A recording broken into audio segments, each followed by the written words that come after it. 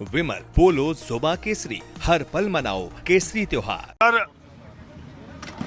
पुरस्कार वितरण समारोह हो रहा है, जो जहां जैसे होता है मैं आपको वैसे ही दिखाता रहता हूं। तो मैंने जैसा कहा, ये यूजीसी के जो नियम है इनकी चर्चा गांव-गांव फैली।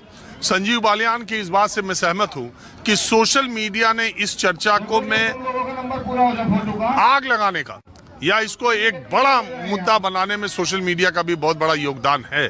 लेकिन ऐसा नहीं है कि उसमें यूजीसी के जो नियम थे उसको अस्पष्टता को लेकर, उसको दुरुपयोग को लेकर सुप्रीम कोर्ट की ही टिप्पणी आई है कि इस तरह के कानून से दुरुपयोग की संभावना है, अस्पष्टता उसमें है, इसीलिए उसको स्टे किया गया। मेरा आज आने का सिर्फ मतलब गांव देहात के लोगों से बात करने का ये है कि जाट समाज से खासकर कि हरियाणा में अगर जाट पढ़ता है, वहां की यूनिवर्सिटीज में अगर पढ़ता है तो जाट फॉरवर्ड है।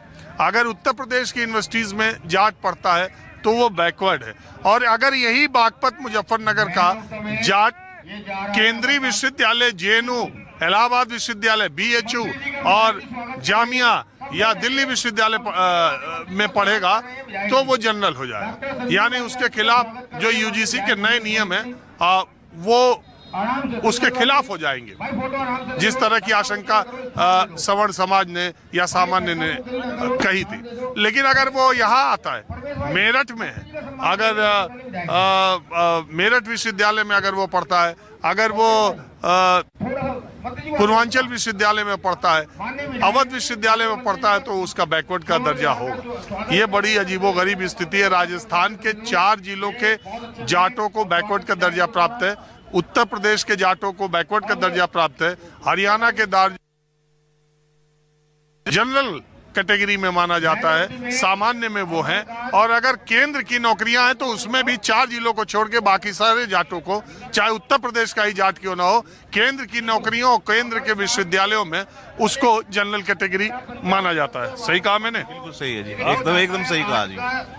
तो इसीलिए मैं आया आप लोगों के बीच, ये जाटलैंड में, बागपत मुजफ्फरनगर में, कि आप लोगों ने, गांव देहात के लोग, चलो स्टूडेंट्स की बात छोड़ो, गांव देहात के लोग यूजीसी के इस रेगुलेशन को क्या मानते? ये तो जी देखो, ये बहुत जल्दी में कदम है और यूजीसी का पूरे नियम का पता भी नहीं है लोगों को, है क्या, अचानक से ही आया है। लेकिन ये समाज को बांटने की, जो 36 बिरादरी है उसको तोड़ने का जो हमारा सामाजिक ढांचा है उसको तोड़ने का एक षड्यंत्र सा लगता है कहीं ना कहीं। और जो है बस इसमें यही कह सकते हैं कि और तो जो है स्टे सुप्रीम कोर्ट ने कर ही दिया है। ये सामान्य वर्ग जो है, जिसने उन्होंने जिस तरह से सामान्य वर्ग ने जिस तरह से इसका विरोध किया और अदालत गए और कह रहे हैं कि वो उनके खिलाफ दुरुपयोग होगा, इस कानून से ये मान लिया गया कि सामान्य वर्ग के लोग ही शोषण करते हैं, वही भेदभाव करते हैं। ये तो गलत है धारणा। समाज का ताना बाना एक दूसरे का सपोर्ट था। गांव समाज में सारी बिरादरी, अगर पुराने टाइम में देखा जाए, किसी गरीब लड़की की शादी होती थी तो सारा समाज उसमें सहयोग करता था जी। तो सामाजिक ताना बाना था। लेकिन ये जो आरक्षण प्लस ये जो यूसीसी और ये भेदभाव की जो राजनीति है आरक्षण के नाम पे, तो ये एक शोषण की राजनीति है, तो ये नहीं होनी चाहिए। आप क्या मानते हैं? तो गांव में तो ये था जी, अभी केवल 5% आदमियों को ही इसके बारे में जानकारी थी, 95% को तक जानकारी नहीं, उससे पहले इसका स्टे हो चुका। गांव देहात में नहीं ज्यादा जानकारी इस बारे में, चर्चा ज्यादा नहीं, ना कुछ भी नहीं है।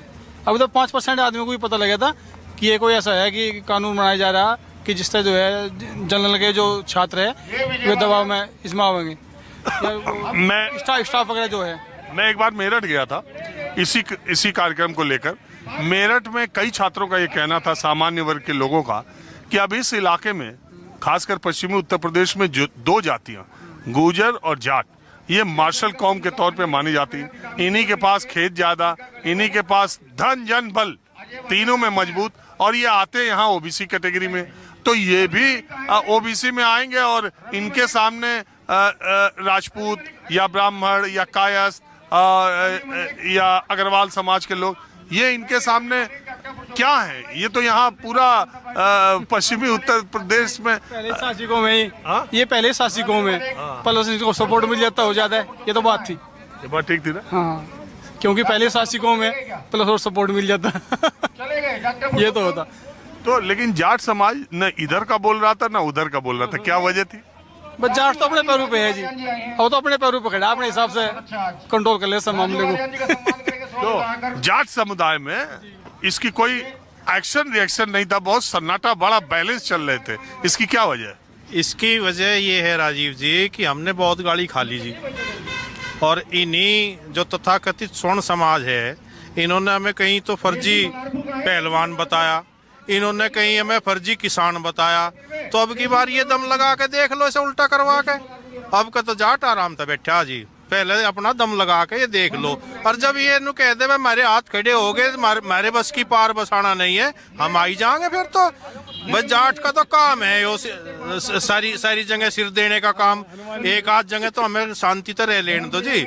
ठीक है, यूपी में मान लिया हमने ओबीसी में है, सेंटर में हम बेशक चाहे जर्नल में हो, लेकिन जब आफत पड़े अपना काम, ये जो उनसे रोज हमें फर्जी बताते कहना बॉर्डर पे तो नकली किसान है, ये जो उनसे विरोध कर रहे स्वर्ण समाज के, ये तो नकली स्वर्ण है, असली स्वर्ण तो अपने घर पे है जी, आराम से बैठा हो तो। अच्छा, तो आप वो भाषा बोल रहे हो जो किसान आंदोलन के समय जो जाट बॉर्डर्स पे रुके हुए थे कृषि कानूनों के विरोध के लिए, तो आप कह रहे हो कि जो हमें कहते थे कि हम फर्जी किसान हैं और असली किसान घरों पे बैठे हैं, उसी लहजे में आप कह रहे हो? क्यों ना कहें जी, देखो सबका नंबर आया, जब दूसरे का घर जलता था तो सब कमेंट्स करते थे, हमारी बेटियां जब सड़कों पे थी तो ये सब ये कहते कह ले जी तो नकली पहलवान है।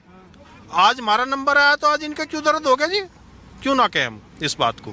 ये तो दादी के पूड़े जी, लेने के देने हैं, दो लेंगे दो देंगे, तो लेने देने हैं। वक्त बड़ा बलवान है, चक्कर चलावे वक्त, तो आ गया वक्त, अब इनका नंबर आ गया।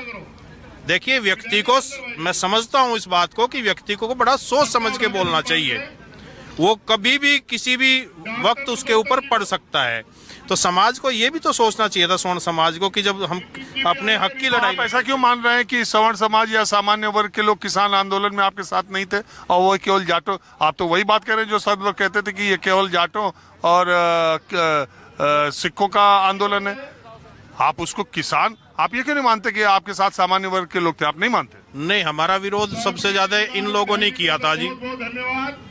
आप तो बॉर्डर पे थे, बॉर्डर पे जिस रात राकेश टिकैत को उठाने की बात चल रही थी, उस समय पर्दे के पीछे कौन था, कौन खड़ा था वहां? विधायक बीजेपी का वो जौन सा ये कह रहा था कि सांटो तक खाल तार देंगे, ये भगाई है तो हमने, कौन था वो? नंदकिशोर गुर्जर था या नहीं था वो? आज कहाँ गया? आज आ जाओ ना नंदकिशोर गुर्जर विरोध करने के लिए कि भाई। आज तो पूरे जाट चले, आरएलडी खुद ही चली गई एनडीए में। जाटों का तो भी वही कहानी हो, जब कांग्रेस के साथ समझौता हो जा तो कहने लगे कांग्रेस अच्छी, जब भी तो आप लोग भी।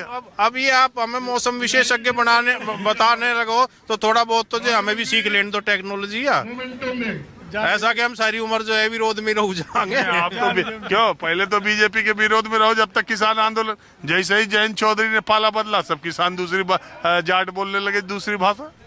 नहीं, सही बात है ये तो। अब हम भी जान गए राजनीति। अरे अजीत सिंह ने तो पहले ही से सिखा रखी थी, जब कांग्रेस के साथ जाते थे, मैं इधर आता तो आप लोग कहते थे सोनिया जी बहुत अच्छी नेता है। क्या बोलो आप लोग? नहीं, वो तो सही थी, बुजुर्ग बोलते थे हमारे। क्या पहले कहते थे कांग्रेस अच्छी नहीं है, जैसे गठबंधन हो गया तो भाई अच्छी है। अब बीजेपी नहीं, बीजेपी ठीक है, कानून व्यवस्था बहुत बढ़िया है। ये सरकार ऐसी है जी, कुछ नहीं कह सकते। कानून व्यवस्था बहुत है। बस आज मारा साथ जैसा हो रहा है, में रहने दो, जिसे मामलों को बने रहने दो। तो कुछ अच्छा, ये अभी मुक्तेश्वरानंद का जो हो रहा है माघ मेले में, उसमें भी चर्चा गांव देहात में नहीं कोई? ना, यहाँ कोई चर्चा नहीं मिलेगी। क्या कर रहे हो? कुछ बोल रहे हो? क्या बोलना, जो बड़े भाई बोल गए वही सही है हमारे लिए तो। अरे यूजी